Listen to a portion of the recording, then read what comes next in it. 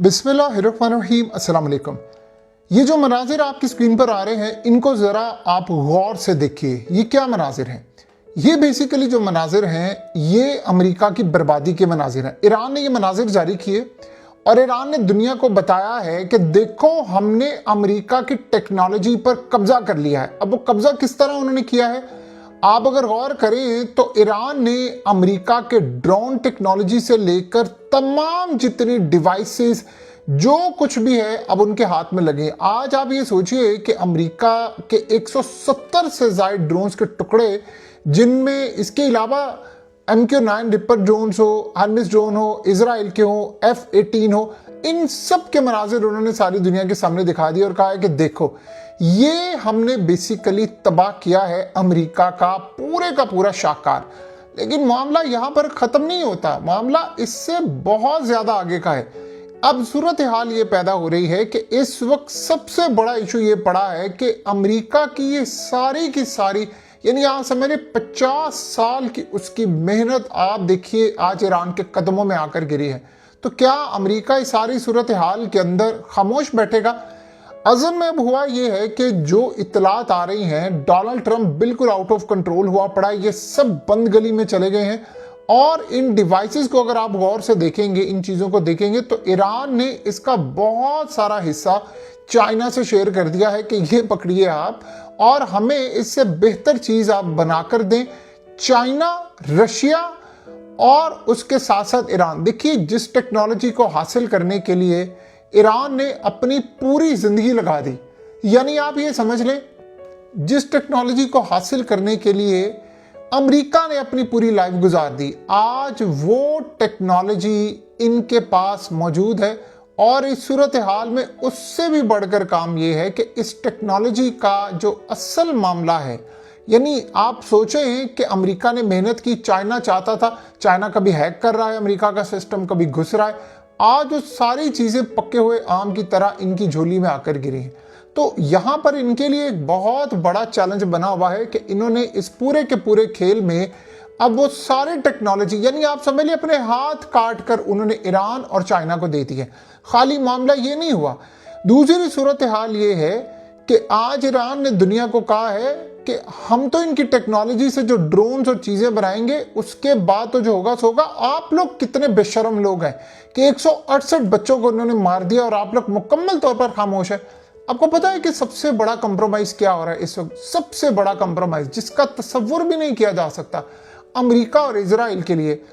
Problem ये हो रही है कि अब ईरान से दुनिया भर के ममालिक ने राब्ते करने शुरू कर दिए हैं कि आप हमें ये टेक्नोलॉजी दे। देखिए दो चीजें समझे, अमेरिका किसी को ड्रोन देता है, अमेरिका किसी को चीजें देता है तो वो हमेशा लोअर वर्जन होता है, सोर्स कोड वो कभी नहीं देता। ईरान ने और चाइना ने इनका सोर्स कोड अब तोड़ना शुरू कर दिया है। यानी सोर्स कोड का मतलब है कि अब आप उसमें चेंज कर सकते हैं, आप उसमें चीजें बेहतर कर सकते हैं। आपको याद है ना, ईरान ने आज से कोई 13-14 साल पहले अमेरिका का एक ड्रोन उतार लिया था। उस ड्रोन ने जितनी ईरान की टेक्नोलॉजी को आज बूस्ट दिया, ये जितनी आज ईरान का शाहकार है ड्रोन्स में, ये उसी वजह से है। उसके बाद जो ईरान ने कभी जिंदगी में आप देखिए मुड़कर वापस नहीं देखा। तो इस पूरे के पूरे खेल में अब जो मामला सामने आया है वो काफी ज्यादा अमेरिका के लिए खतरनाक है। बहरहाल अब आज डोनाल्ड ट्रंप ने जब ये देखा उसने कहा कि अब इनफ इज इनफ हो गया है, बहुत जल्द मैं अबनाए हॉर्मस को अमेरिका का इलाका करार देने जा रहा हूं। यानी उसने कहा है कि मेरे बाप का इलाका है, मैं यहां पर रहूंगा और किसी तरह का कोई कंप्रोमाइज नहीं होगा। यानी आप अंदाजा कर सकते हैं कि ये ऐसी सूरत हाल है कि जिसका कोई तस्वुर भी नहीं कर सकता। सवाल अब ये पैदा होता है, ईरान ने कहा है ट्रंप तुम ये भूल जाओ, जिंदगी में याद रखना, कभी पूरी जिंदगी में अबनाए हॉर्मस पर तुम्हारा कब्जा होगा।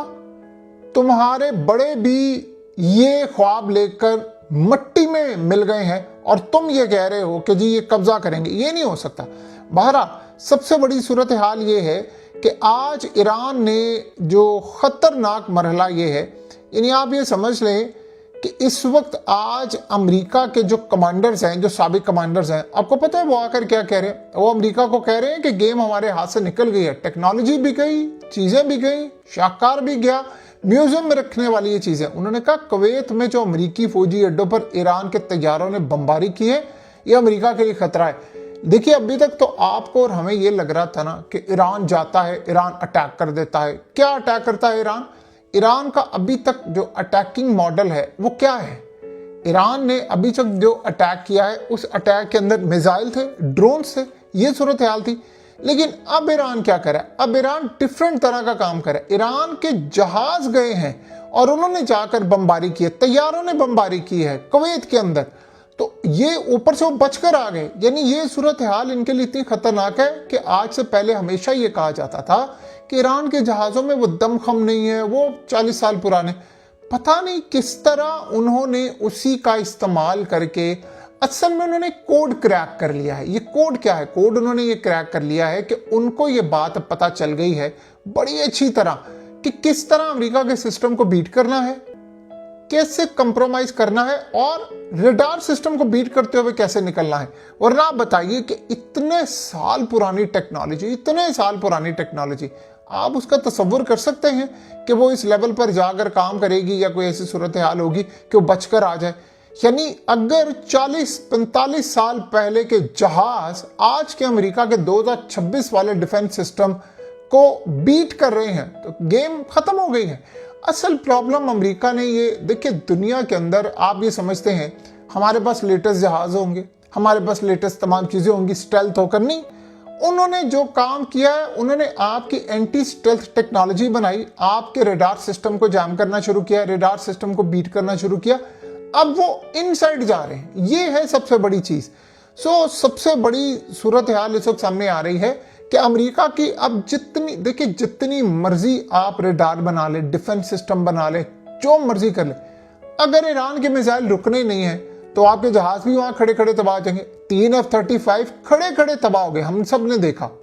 तो अगर 3 F-35 खड़े खड़े तबाह हो गए तो F-47 भी मुस्तकबिल में कोई F-65 हो जाए, पता नहीं कौन कौन से हैं, वो सारे खड़े खड़े तबाह हो जाएंगे। तो फिर आप क्या करेंगे? आज के दौर में ईरान ने आपको टेक्नोलॉजी में बीट कर दिया है। अब देखिए, ईरान ने रिसेंटली जब ये बात की थी ना कि हम दुनिया की चौथी बड़ी सुपर पावर, मतलब चौथे नंबर पर आ गए हैं पूरी दुनिया के अंदर, तो ये बात उन्होंने गलत नहीं कही थी।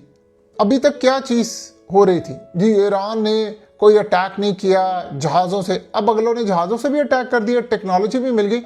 अब ईरान क्या कर रहा है कि इन जहाजों को चाइना को देकर मटेरियल, और ये खुद तैयार कर रहा है बहुत सारी चीजें। देखिए, ड्रोन्स का जहां तक मामला है तो चाइना ईरान के ड्रोन से आगे नहीं है, ये आप ज़हन में रख लें। चाइना ईरान के ड्रोन से आगे नहीं है, लेकिन चाइना इससे सीख रहा है। अब आप ये कह लें कुछ चीज़ों में चाइना बहुत आगे है, कुछ चीज़ों में चाइना बहुत पीछे है, कुछ चीज़ों में उसका मुकाबला ही कोई नहीं कर सकता।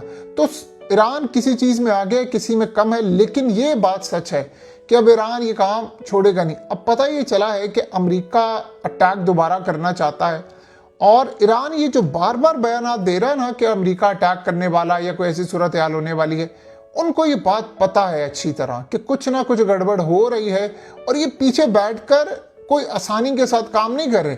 यानी आज ईरान ने कहा है कि अब नाए होर्मुज़ हम जब चाहेंगे ओपन करेंगे, हम जब चाहेंगे बंद करेंगे, तुम्हारे बाप की भी जरूरत नहीं है कि तुम ये काम कर सको, या तुम्हारे पास तो इख्तियार ही नहीं है तुम ये काम कर सको। तो उसने कहा कि तुम ये समझ रहे हो, ये अमेरिका का हालत तो तुम्हारी ये हो चुकी हुई है, गोल्फ खेलने जाते हो, 7 डिफेंस सिस्टम लेकर जाते हो। तैयारों की जहां तक बात है, इजराइल ने तुम्हें जाली खबरें फीड की और तुम तैयारे बदल लेते हो।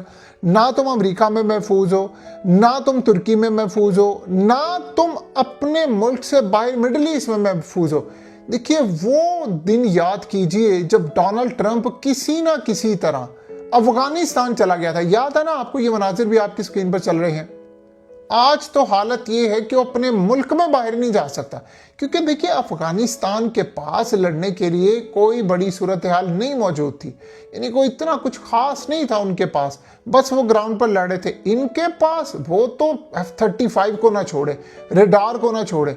असल में ट्रंप अब रिलाई नहीं करता इजराइल की इंटेलिजेंस एजेंसियों पर और CIA पर, जिन्होंने इनको कहा था कि आप बेफिक्र रहें, क्या कमाल काम हो जाएगा, आप एक दफा अंदाजा नहीं कर सकते, बहुत अच्छा काम होगा। ये सारी चीजें कहानियां थी, झूठ था, फ्रॉड था, और देख लें आज सूरत हाल क्या है। बहरहाल अब अमेरिका के साथ आने वाले वक्त में जो चीज़ें पेश आएंगी वो सो आएंगी, लेकिन एक बात आप अच्छी तरह समझ लें कि हालात अब ये बता रहे हैं कि इस पूरे के पूरे खेल में अमेरिका कंप्रोमाइज हो चुका है, वो कहीं स्टैंड नहीं करता, उसकी पोजीशन ही नहीं है।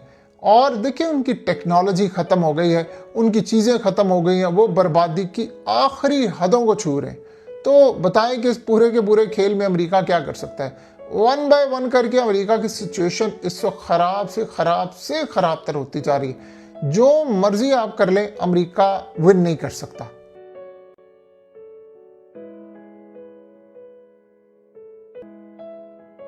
हकीकत टीवी को सब्सक्राइब करना मत भूलें, वीडियो को लाइक करें, शेयर करें और कमेंट सेक्शन में अपनी राय का इजहार जरूर करें।